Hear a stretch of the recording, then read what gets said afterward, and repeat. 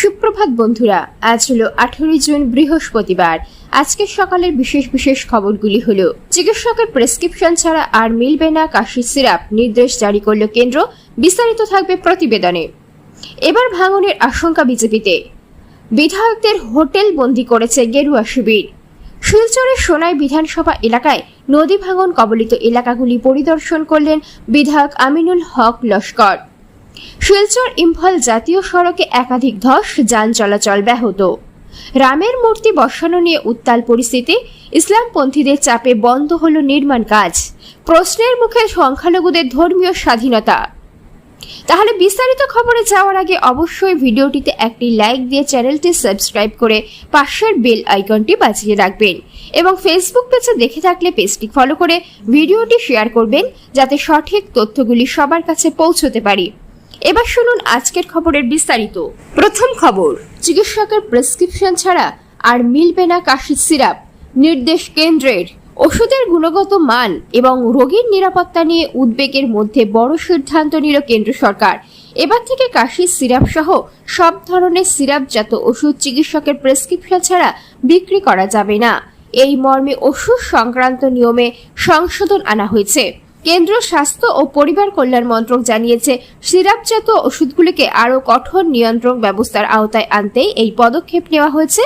সংশোধিত নিয়ম সরকারি গেজেটে প্রকাশের সঙ্গেই কার্যকর হয়েছে।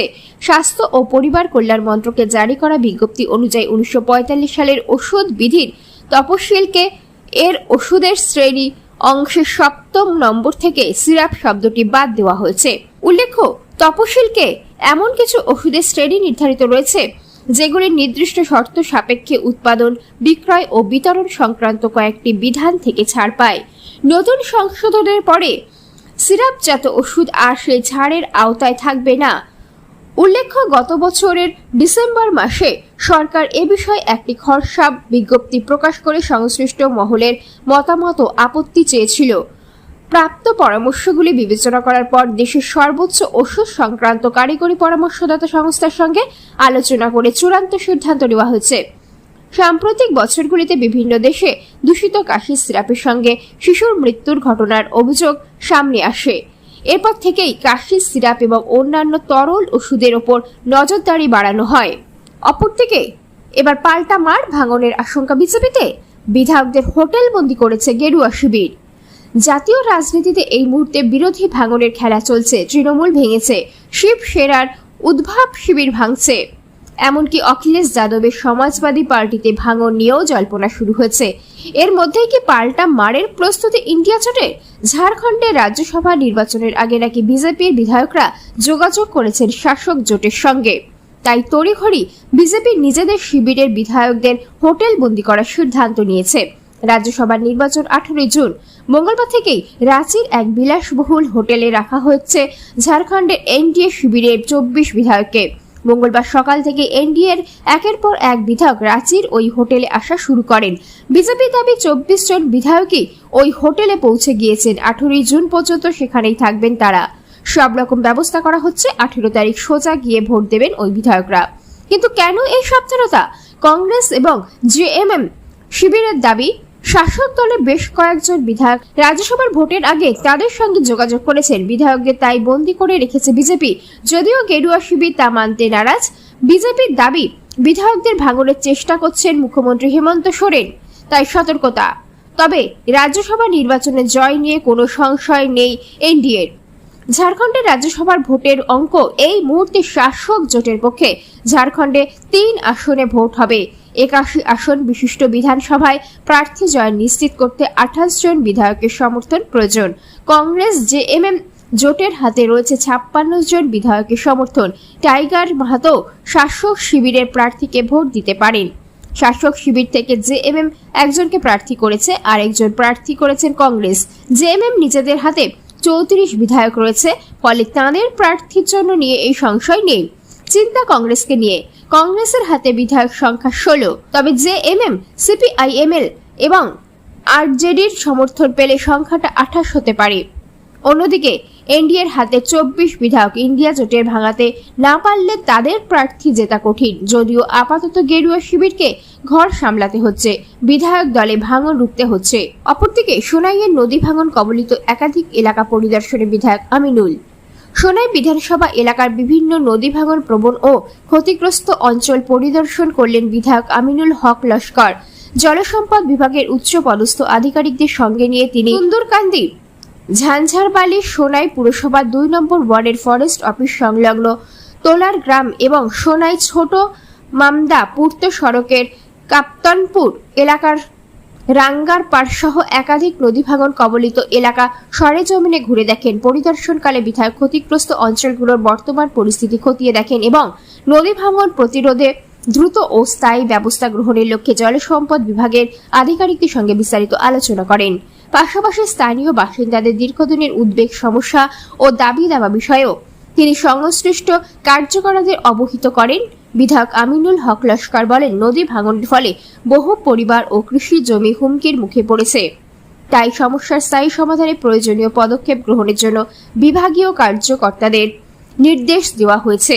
এদিনের পরিদর্শনে উপস্থিত ছিলেন জল সম্পদ বিভাগের অতিরিক্ত কার্যনির্বাহী অভিযন্তা প্রতুল পাটোয়ারি, সুপারিনটেন্ডিং ইঞ্জিনিয়ার দিরাজ দেওয়ান, এসডিও বদরুল ইসলাম লস্কর, বিভিন্ন বিভাগের অন্যান্য আধিকারিকরা। পরিদর্শন শেষে সংবাদ মাধ্যমের সঙ্গে কথা বলতে গিয়ে বিধায়ক নদী ভাঙন রোধে গৃহীত উদ্যোগ ও ভবিষ্যৎ পরিকল্পনা সম্পর্কে বিস্তারিত তুলে ধরেন।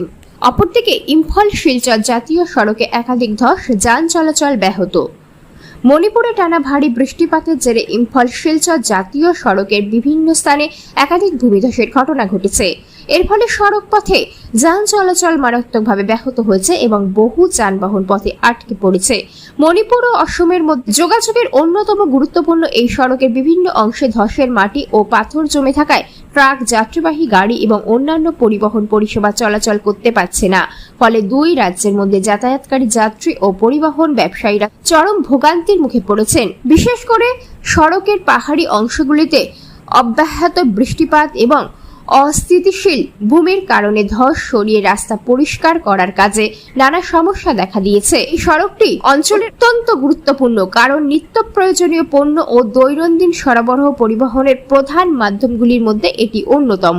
পরিস্থিতি মোকাবিলায় প্রশাসনের পক্ষ থেকে ধসের মাটি এবং পাথর অপসারণের জন্য বিশেষ দল মোতায়েন করা হয়েছে। ক্ষতিগ্রস্ত অংশগুলি পরিদর্শন করে দ্রুত যান চলাচল স্বাভাবিক করার লক্ষ্যে পরিষ্কার পরিচ্ছন্নতা ও মেরামতির কাজ চালানো হচ্ছে। প্রশাসনের পক্ষ থেকে যাত্রীদের সতর্কতার সঙ্গে সড়ক ব্যবহার করার আহ্বান জানানো হয়েছে। অপরদিকে রামের মূর্তি বসানো নিয়ে উত্তাল বাংলাদেশ। ইসলামপন্থীদের চাপে বন্ধ হলো নির্মাণ কাজ। প্রশ্নের মুখে সংখ্যালঘুদের ধর্মীয় স্বাধীনতা। নির্মাণ কাজ শেষ হলে এটাই হতো বাংলাদেশের সবচেয়ে বড় রাম মূর্তি, যার উচ্চতা হওয়ার কথা ছিল 81 ফুট।